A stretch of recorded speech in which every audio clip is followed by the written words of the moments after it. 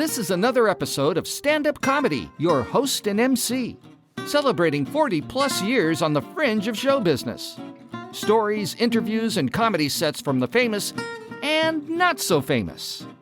Here's your host and MC, Scott Edwards. Welcome, ladies and gentlemen. Another great interview on the show today. A gentleman that got his start is actually from Woodland, California, which is a neighbor to Sacramento where my clubs were.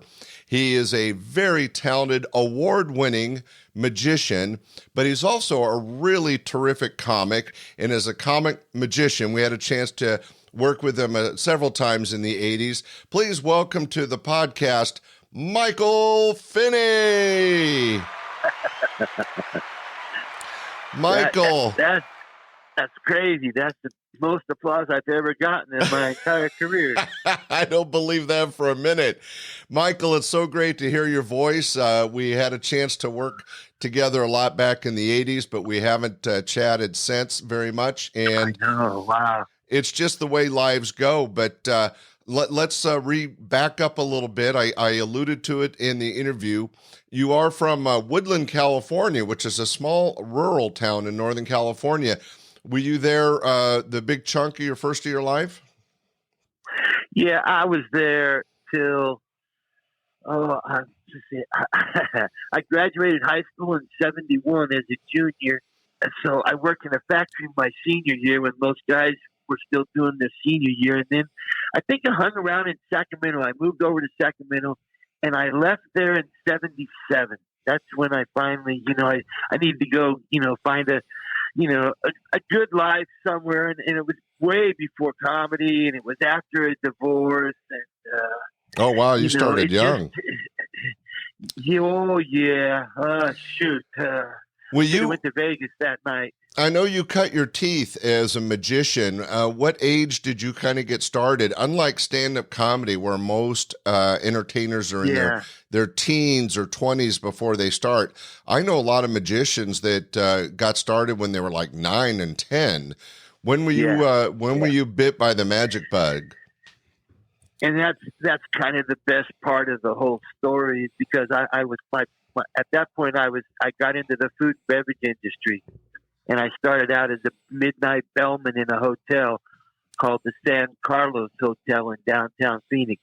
It was built in 1903, and the elevators were hand operated, which means I had to take you to your floor and let you off.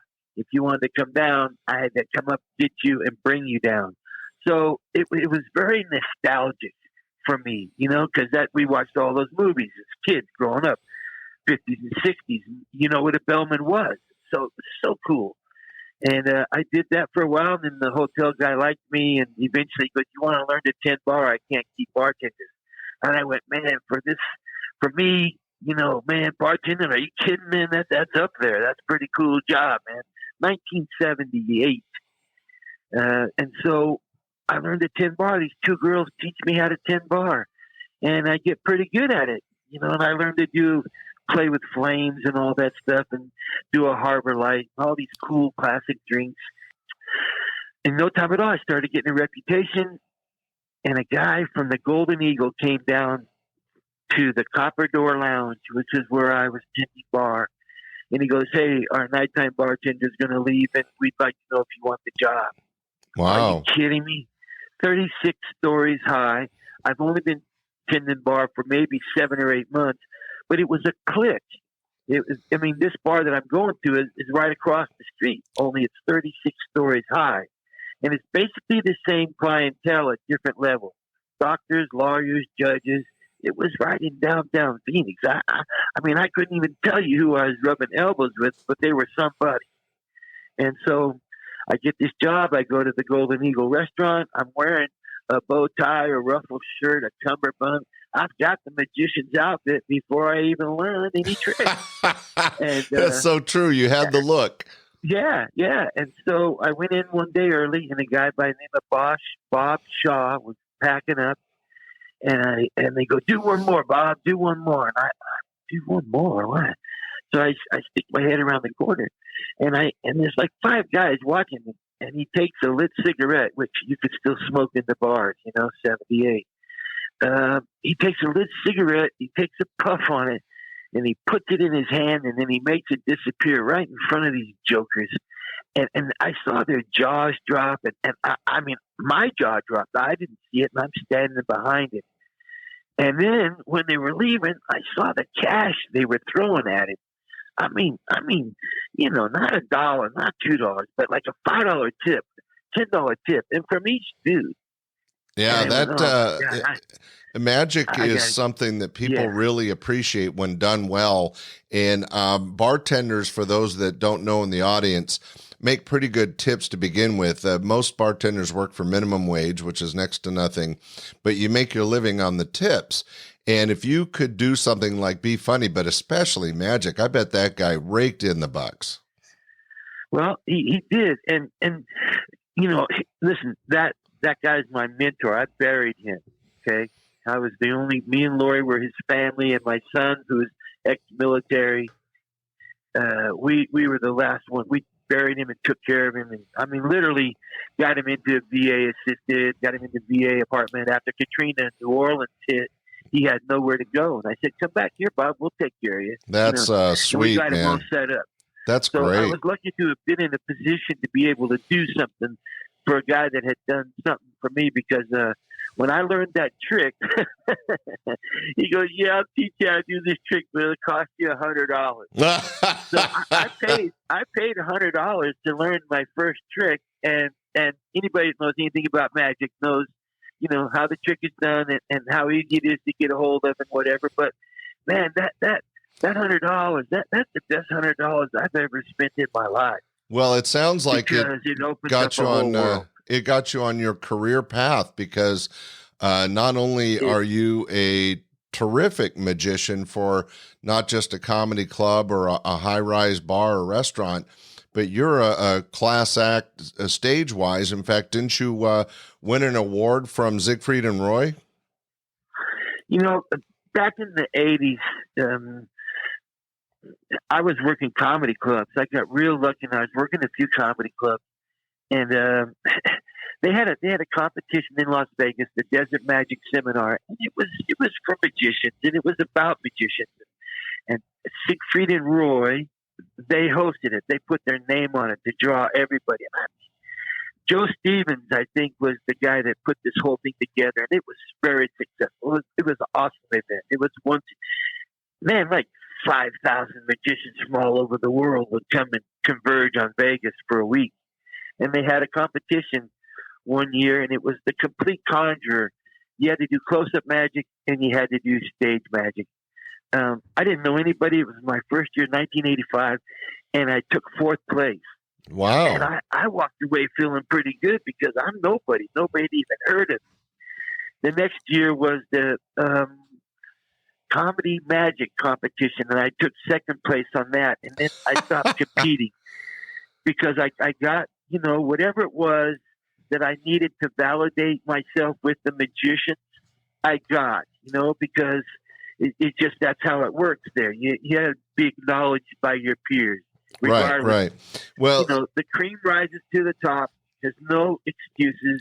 And so I didn't really know what I was doing. I was just doing what I was doing, and it worked. And that's that broad sense of humor that can go across generations, young, old, and I learned that because I did a week with Henny Youngman, Maury Amsterdam, Professor Irwin Corey, Louis Nye, Rose Marie, Marty Allen. Fun group. I mean, Norm Crosby I spent time with.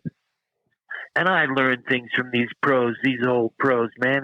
And look, everyone I mentioned to you, they performed right up until they died. I mean, that's just how relevant they stayed in their genre. And so, I don't know, I like fitting in that. You know, I like just, it's comfortable.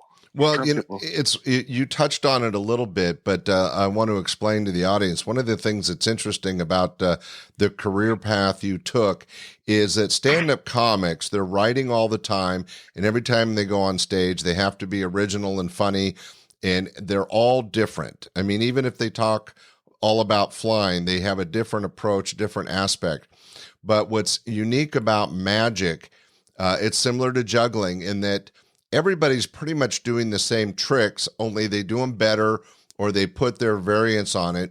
But what makes somebody like you as a comic magician stand out is the patter, that you're doing maybe the same card trick as the guy next door, but he's putting people to sleep, and your patter has got jokes and material and interaction with the audience that makes that same trick 5 times better. Wouldn't you say that's true?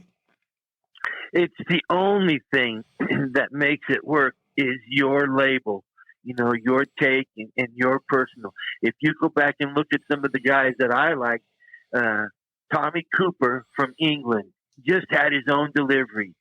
Wayne Dobson from England could do just about anything. When you watch Harry Anderson, Harry had his whole take with his character and who he was, and then the tricks were even better because you like the character so much, you're buying into the trick too. You want to see the magic. And that's how that all just gets so big. It's just so enjoyable. Yeah, and you picked an old friend of mine. Harry worked for me quite a bit. We got pretty close there back in the 80s, and he certainly had a unique way of doing his magic. But going back to your start, learning a couple tricks in the bar and developing that into a little magic act, and then using your personality. And we should tell everybody, you're a fun guy. I mean, you have a good personality. You interact and exchange well with the audience and with people, and you put those things all together, and you get a gem called Michael Finney. And every time you were on my stage, you not only wowed them with the magic, but you had them on the floor with the comedy. I owe that to Leno. I'm not just going to drop a name on you, but Leno gave me my very first joke. Really? Houston, Texas. We were working Howard Marcus, the laugh stop on West Gray. And back in those days, it was right before he got the Doritos commercial. And we were staying in a hotel. And I traveled with an in-television TV game back in the day. And he liked it. So we met. We hit it off. We played that game. On Wednesday, he goes, you could just do stand-up. You don't have to do this magic stuff. You're just a funny guy. You're a likable guy. You could just do straight stand-up. And I said, no, I don't know how to get up there without something in my hand. He goes, it's easy. I don't know how to write. He goes, all right, what are you? You're a magician. Okay, you're a magician. Okay. As a kid growing up, my favorite trick was making my peas disappear and then reappear in my little brother's plate. Now, he follows that by saying, that's not a belly laugh. You might even get a chuckle, but it's a start. So start with that. That's how simple it is. Oh, and that's awesome. I came back the next night and I said I didn't care for spinach. And my dad would say, eat all your spinach. Don't you want to grow up to be just like Popeye? Even at 9 years old, I knew olive oil was a pretty ugly woman. And so, and Jay goes, he just goes, he that smile. Right. Smile thing. Like he knew and he just pushed the button and, shoot, man, that's how it all started. It's interesting. It's interesting. We've worked together a few times. I know about your humble beginnings in Woodland and how you ended up making a fame and fortune out of Arizona.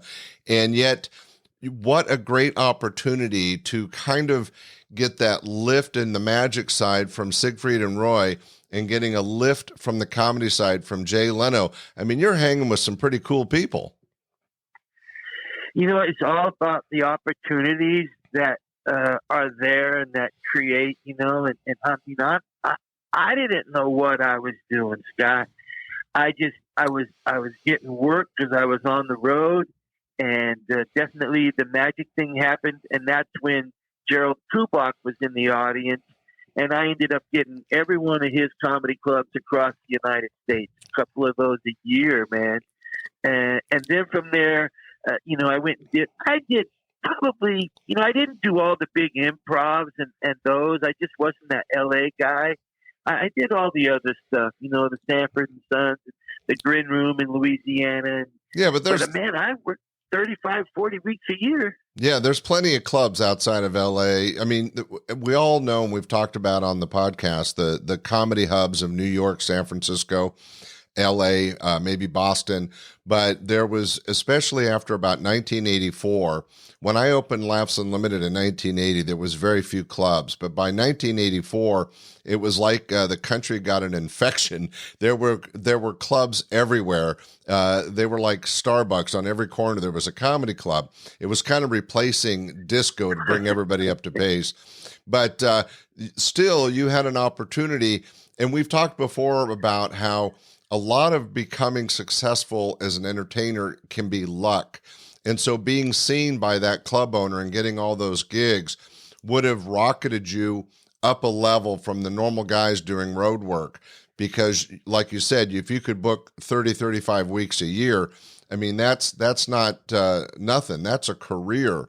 That's amazing. Now, you ended up working with me. We were so excited to get you because we knew you were from Woodland. We could draw some customers in from there. What are your memories of working Laughs Unlimited? You know, I think I did three times. I think I did your club, and the thing that was, I mean, the best part of it was because that's as close as I was going to get to Woodland for anybody to actually come and see me. You know, that because I kept it under wraps until I was doing really, really well. I didn't go back to Woodland or nothing going, hey, look at me, I'm a comedian now. You know, I really waited until I could go on a legitimate stage and people would have to fucking pay, regardless of who was headlining. And so that was going to command a little more respect, you know, just a little more, you know, at least curiosity. You know, at least curiosity. And that's all I wanted. All I ever asked Finney, just give me 5 minutes. If I can't make you laugh or entertain you in 5 minutes, then you were probably right about me. Right. But Well, I think I can. I think that's how it has to be. And back in those days, I was just going to say everybody had to kind of prove themselves, but you were one of the few acts that I brought in as an opening act or feature. I usually use magicians in the feature spot to break up the show. But I know that you were so strong, we ended up having you be the headliner after, I think, the first or second night, right? Yeah, that was, you know what, things happen for a reason. And so, I mean, I've never held back. I mean, I opened for Rich Jenny once, and God bless that dude, man. He was very cool. We did a show for Johnson & Johnson. And you know, he's headlining. I know he's making the big bucks. Oh, Richard Jenny was one of the best. Oh, man, I know it. And so, but they hired me to go on in front of him. And man, I didn't hold back. I just went, I shouldn't have dropped it. But he made a comment to the audience. He goes, look, folks, I don't do any rope tricks. and so, you know, for whatever reason, you climb in someone's head and you know, these are indicators that tell you that you're doing something right, and the big guys are noticing. You know, they are. A really nice full circle, Scott, a full circle story. I get hired by a big company in St. Louis called Contemporary Agency. Huge. I mean, and so I'm at St. Louis, I think it's the university, and I'm booked with Jay Leno. Jay Leno is closing the show. It's just me and Jay in a 500-seat theater that Einstein, Martin Luther King, everybody has walked on this stage. It's unbelievable, Wow. The history. And it's in like a lecture room. You know you're in a serious place. Big, huge fundraiser. People are paying mega bucks. And, oh, man, I'm like, I'm ready. You know, the clothes are right. You know, I used to wear some crazy clothes in the comedy club. It's so funny. That's true. Find that look, you know, trying to find the look, trying to find, you know, the haircut, just trying to be that as unique as I possibly can, but it all makes sense. Well, man, I got a nice suit and I'm with Jay and I do a really nice, like a tight 25. And I get a standing ovation from these people. A standing ovation from these people in 25 minutes. And my brother said when he heard the applause, Jay opened the door and he turns to my wife and Patrick, my brother, and he goes, this kid's come a long way since I first met him. and it was just but I could never get on the Tonight Show. He knew Yeah, I was okay, but he didn't like magic enough, but he was always cool to me. And I'll just say that much about Jay. But he really saw a full circle, because this is at least 15 years later, 20 years later, that we're doing this big time show. Yeah, he took you from your first joke to a big concert like that and got to see you develop. That's a great story. Now, when you worked Laughs, I know we had a lot of your family and friends come in from Woodland. You had some amazing shows, as I've alluded to, not only a terrific comic with a very funny patter, but your magic is rock solid and very entertaining. And one of the things that I liked about your magic, and you've seen other magicians do it, but you had a knack for taking simple tricks and making them really fun. You know, there wasn't some big illusion or some, ooh, there's actually magic going on, because, well, yet the tricks you did, even though they were really good, weren't, you didn't have to think a lot. They were just quick, simple, and entertaining. And that, that's the whole thing. If you're doing comedy magic, for me, the emphasis was on the comedy. I had to make it funny. I wanted to make it as funny as I possibly could. So then it was oh, by the way, did you see what I was doing while I was making you laugh? And oftentimes people would be laughing and they would be bending over laughing, or they were looking at each other. They would look, people, when they laugh, they look at another person to see if that person is appreciating the joke or the humor or agreeing with the laughter. So oftentimes so they're their own worst misdirection. You could do whatever you wanted. But you're right. I took classics in magic, developed them to where I could do them with my eyes closed, and then just learn to present them every time in a funny way, in just where everybody could enjoy it. I mean, I got away with murder back in the day with the Lady Rope routine. I mean, and I wasn't doing how about anything but just the visual. The simple of the 5-card trick, where you count out 5 cards and you couldn't get the trick, and I mean, that was so simple, so basic, and yet so clean. From a magical point of view, a very clean trick, and was one of those ones that, with your patter, you took a 1-minute bit and turned it into a 5-minute bit, and it was very funny. Right.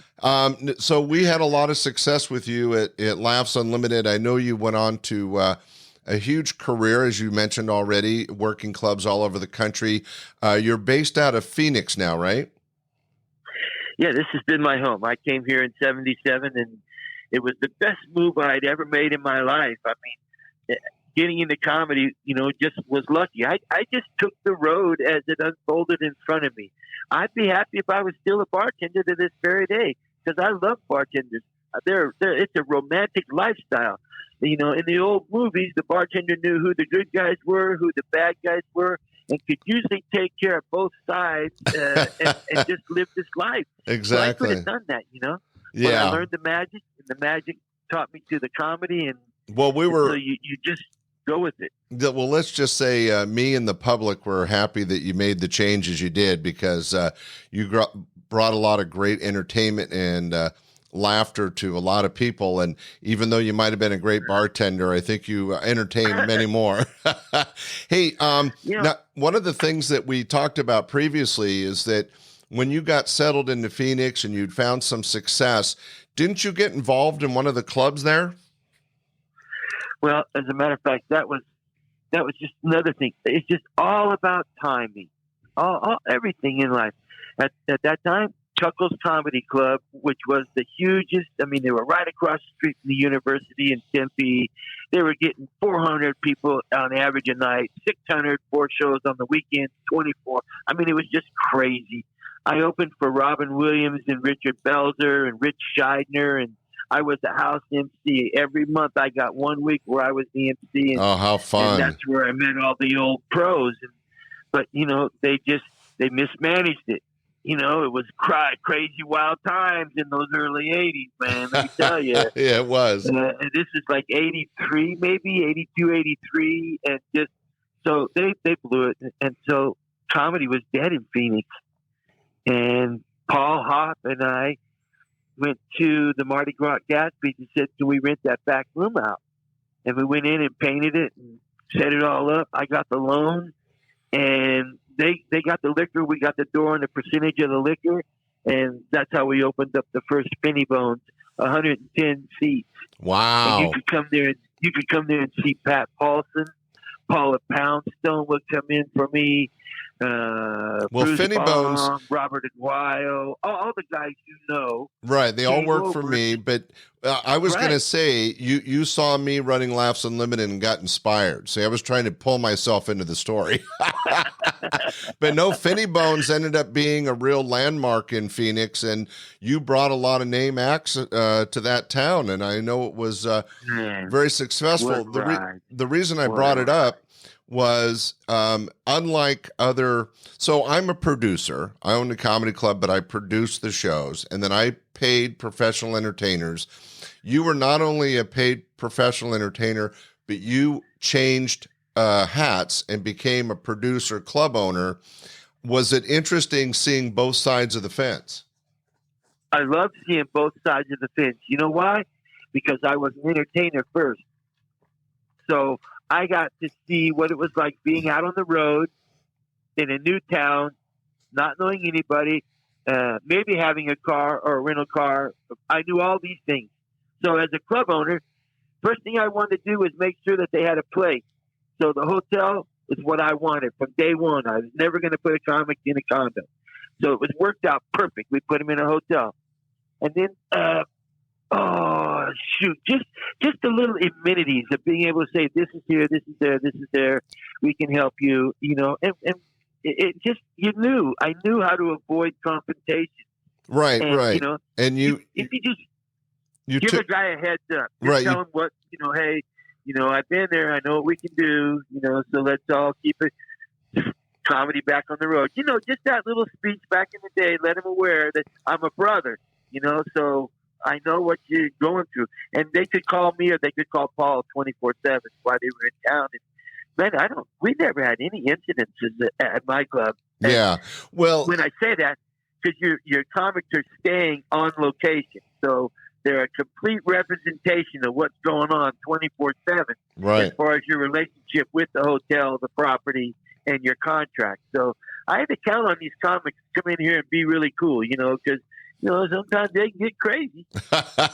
Well, I think it's interesting you pointed out that the real value you brought to the whole aspect of being on the producer club owner side was that you understood what it was like to be on the road. And I wanted to just chime in on that because I've mentioned it a few times to my audience that one of the reasons I felt Laughs Unlimited was more successful than a lot of small town clubs was I got my start by being guided by people like George Wallace, Bob Saget, Coulier, Shandling. They told me, I was not afraid to ask, and they told me how to treat the comics, how to make them feel comfortable. And if you make a comic feel comfortable, they'll bend over backwards to not only work hard for the club, but to take care of the audiences. And I think that helped build my success. And it sounds like you were able to do that from the get-go because of your experience. Now, did you work your club yourself? Would that be weird? Were you the MC? What happened? You know what? Just before we go into that, when you say, to me, I let every comic, and I think I let every person in my life comes into my, I let them know I appreciate this. I appreciate them because they've proved different or otherwise, man. I appreciate who they are and what they're bringing to the table. And as far as Finney Bones goes, man, I was working 35, 40 weeks a year. I was on the road all the time. And so if I did come home, maybe occasionally I would headline, but I wasn't one of those guys that was there every week, every night. I was working and I was headlining. And so it worked out good because the club could stand on its own and make itself so that when I did come home, shoot, man, I would sell out for a week. That's awesome. What a great opportunity, Michael, and congratulations for being able to cross that path and make both sides work. That couldn't have been easy all the time, and I think you're theory on just being appreciative of everybody is a great message for everybody, because one of the things that I think is important is I've always appreciated the talent, because in my mind, I have no talent. I mean, I was a good producer and I felt like a decent club owner. Yeah. But when I came to magicians and jugglers and ventriloquists and stand-up comics, to me, I really appreciated their talent and what they brought to my audiences. Now, you've really become a fixture in Phoenix. I know you and I have talked before about this. You're quite a golfer. Didn't you put together a tournament that's a pretty big deal in Phoenix, Arizona? Man, that's why I tell you, the road has just been so cool. The road of life, and you just stumble down them. So I started doing all these corporate jobs. I was did comedy clubs for 17 years. Then I started doing the corporate. Everybody was elevating to that level, and so you just dress a little cleaner, and I never did cuss. So I never had a problem with that. Just, did you like innuendo or double entendre kind of humor? And so they bought it. I worked for everybody. This is great. And corporate loves magic too. So the fact that you could do comedy and magic is very corporate, and I'm not surprised at all. You made a great career doing that. And you take a couple of pieces and you specially verbiage out the company's message in the presentation, and then you've custom wrote a bit for them, which they can keep, and they buy it from you. And so, all these little hooks. Magic has all these hooks. So I start getting invited to all these charity events. The first one was one for Jim Taylor from the old Green Bay Packers in Baton Rouge, Louisiana. The next one was by Phil Niekro, the Hall of Fame baseball pitcher, who took me to Atlanta and introduced me to the Major League Baseball Alumni Association.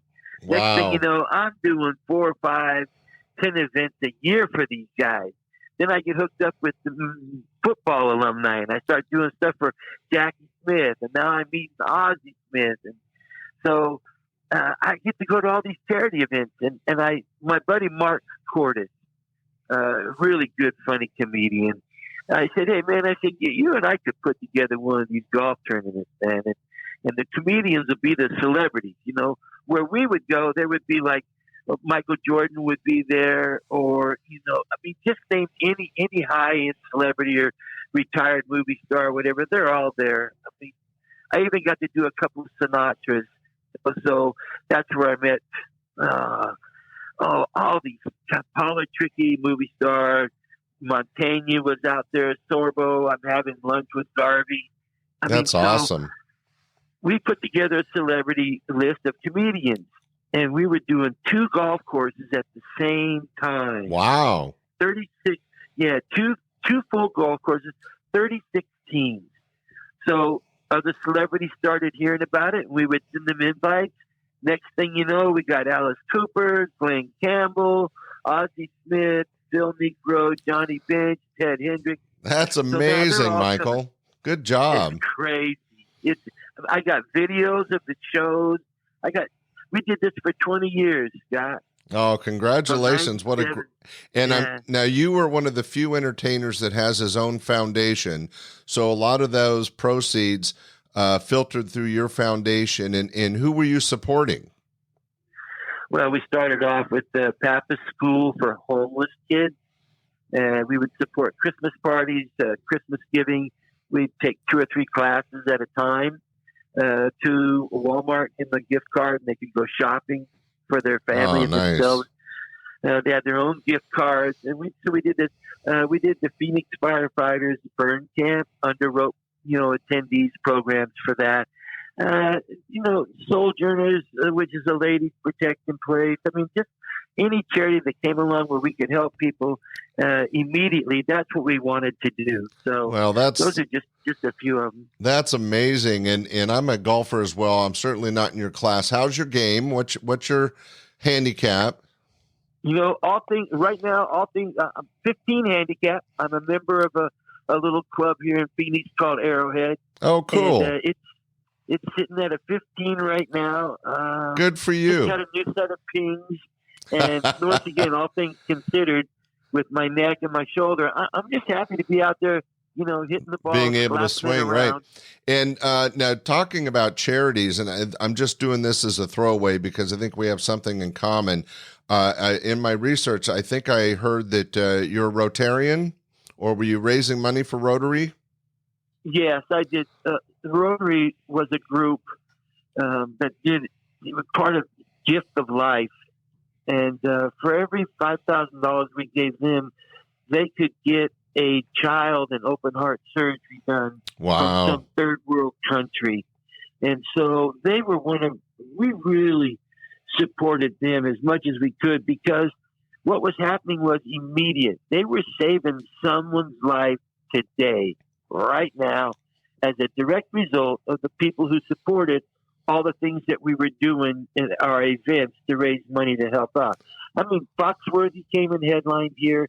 The lovely, and gosh, she's been my pal for my entire career, Elaine Boozler. I mean, she great doesn't get any better entertainer. than Elaine.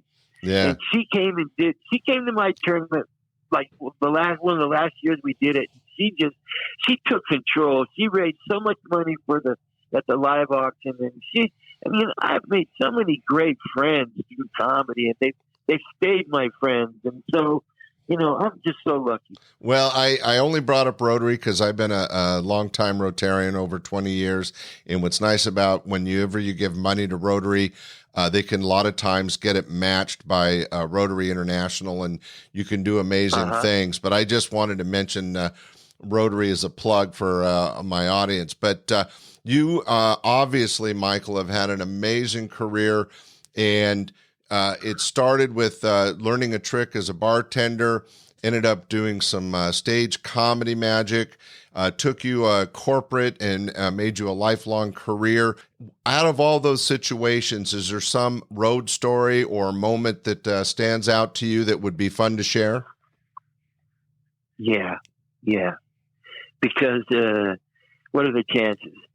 I'm working a cruise ship, and it's my first really high-end cruise ship. I ended up going to Tahiti, and Nice. I'm floating in the South Pacific. Now, that's where my father was served in the Merchant Marines on transport ships, was out in the South Pacific. So I got to go there, and at least I got to be in those waters and see how far away from it is where we live here in the United States to where we went. And just so now, 2 years ago, I think it was 70. I'm with Don Barnhart, Yeah. Paul Ogata, and Danny Villapando. Wow. And the four of us went on an armed forces entertainment tour of like all these places in the Middle East, all these places I've always wanted to go and do a USO show. Oh, that's and entertain the amazing, troops Michael. and do this Bob Hope thing. Well, Barnhart set it up one year, and then another guy set it up. I did 3 trips over there, and that's nothing. I know guys that have done 20 or 30, but dude, I'm already over 60, so this is crazy that I'm even going. Yeah, but still, what a way to give back and to not only support our troops, but to use your talent to bring them something. I just did it because it was the right thing to do. So here I am, and I end up in Kuwait, and one of the trips is to Camp Buring. Camp Buring is out in the middle of the desert. There's nothing there. It's like a 2 or 3 hour drive. You got escorted out there. They get you all set up. This is where my son was deployed in 2008.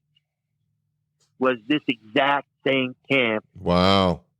Just outside of Kuwait. I went into his office. He was the provost marshal there.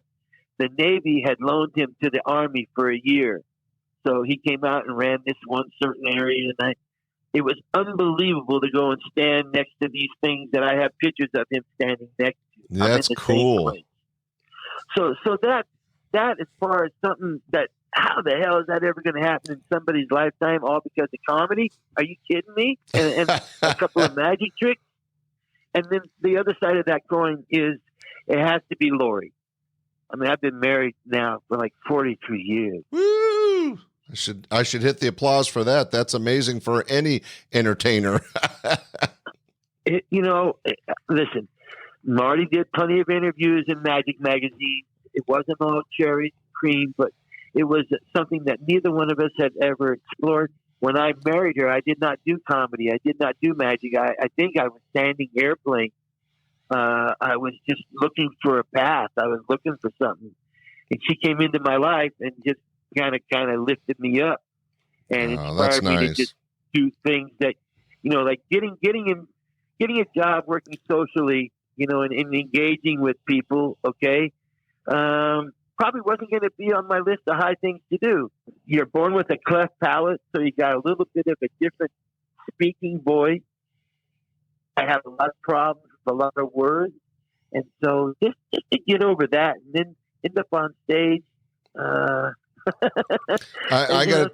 Yeah, Michael, you've had an amazing career in whatever you thought might have held you back when you were young. Yeah. And if it was Laura that took you through that, I mean, how incredible, like you said, that life's path took you where it took you and had the successes that you've had. That's a great story. And thanks for mentioning your bride, because we all need someone to lean on from time to time. And I know in my case, my bride Jill is my rock, and people like us, especially in entertainment where it can be a little extra difficult, it's nice to have that. But thank you for what you've done, not only for my club Laughs Unlimited back in the day, all the way up until entertaining our troops recently, fundraising through the golf tournament, doing successful corporate shows. Michael, you've had a great career. I've been blessed. I totally have. I really have.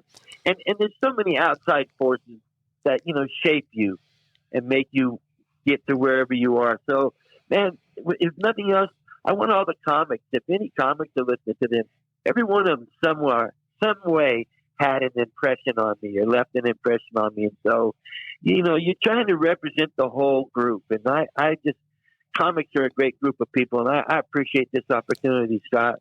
Oh, well, it's been my honor, and it's great to catch up with you, Michael. And we won't forget the work you did for us and sharing your story today.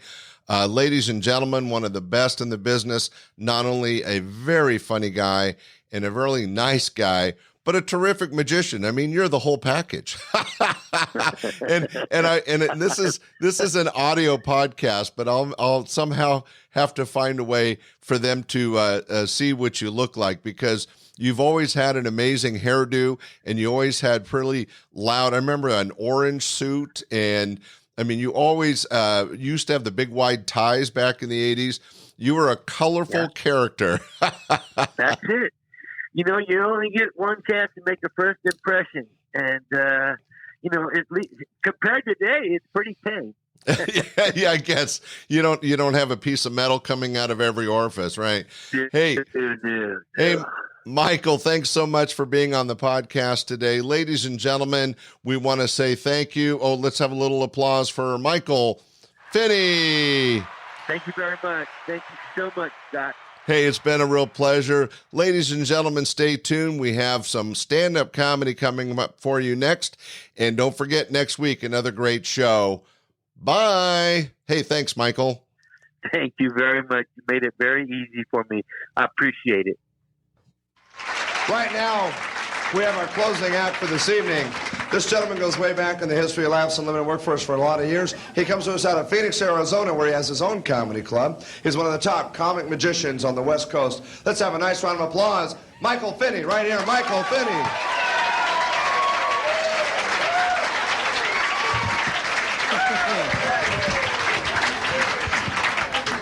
Jay, much. Pretty excited. My name is Michael Finney. I get to travel around quite a bit these days. I'm very fortunate, but I've got a couple of pet peeves. Why is it hotel curtains never close all the way? Okay, that's just a thought. Why is it do not disturb means knock louder, I'm sleeping? I sense the majority of you people do not get to travel much. Let me see if I can do some material we can all relate on. I don't like single-ply toilet tissue.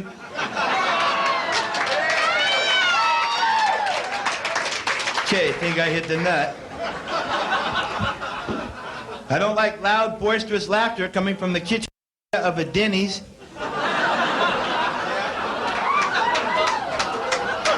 At 3 a.m., I wanted all business back there. Last thing I want to be looking for is some chef's surprise. And last but not least, I don't care for those male flight attendants. Call me insensitive, but call me straight. There's just something about that guy wanting to put my seat in its full and upright position I don't like.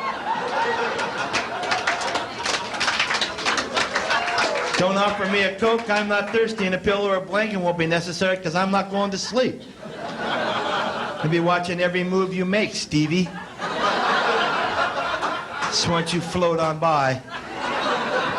Sure, there's something for you to do in the rear of the airplane. Not a lot to do on planes unless you get to take a trip across country, then you might get to watch a movie. Otherwise, you're limited to listening to a Walkman or reading. Some of these bigger planes, they have phones on them now. And Domino's owes me a pizza.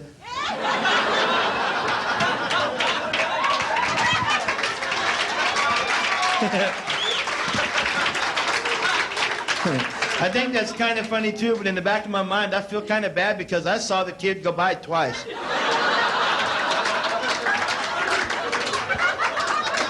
I flashed my light and I moved my window up and down really fast.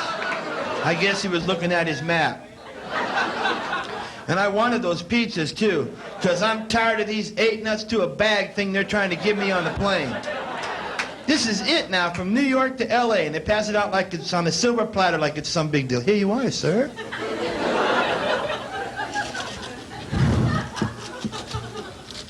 The whole bag?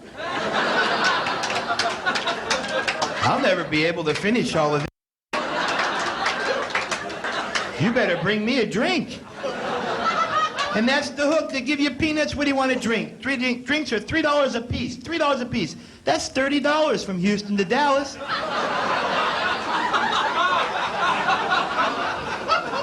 I'll wait. I don't like people sitting next to me on planes. I think the seats are too small even for healthy people.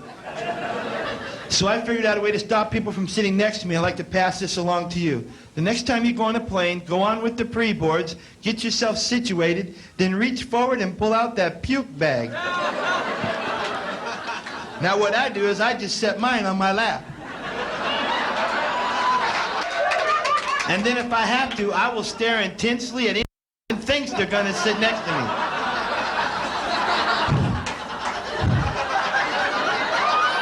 God, I don't know. I think it was those nuts.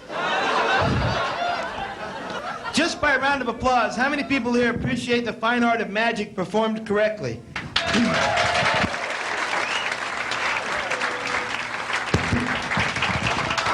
This could be a major disappointment to some of you. Keep in mind, I didn't always want to be a magician, but when my sister told me she was getting $100 a trick,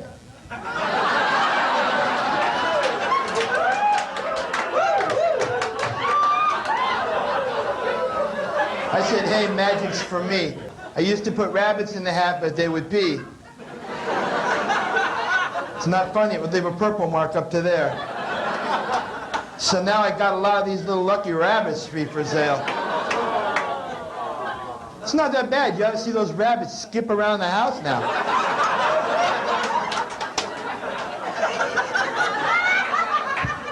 I knew you was my kind of crowd. I'm going to attempt to read someone's mind in the audience. I know a lot of you didn't come prepared.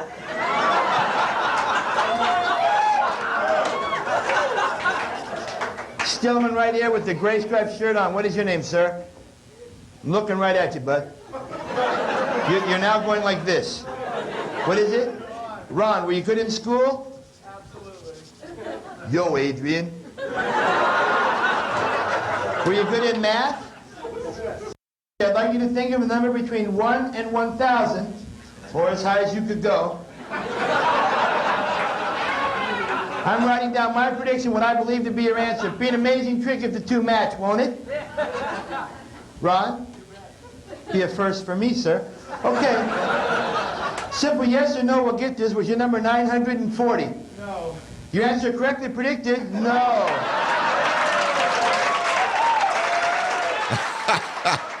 Well, ladies and gentlemen, that was a little comedy and a little visual, non-visual magic from Michael Finney. I want to thank you for listening to the interview and the entertainment. Want to thank you for joining us. Don't forget, next week, another great show. Thanks for listening. Bye. We hope you enjoyed this episode of Stand-Up Comedy, your host and MC. For information on the show, merchandise, and our sponsors, or to send comments to Scott, visit our website at www.standupyourhostandmc.com. Look for more episodes soon and enjoy the world of stand-up comedy. Visit a comedy showroom near you.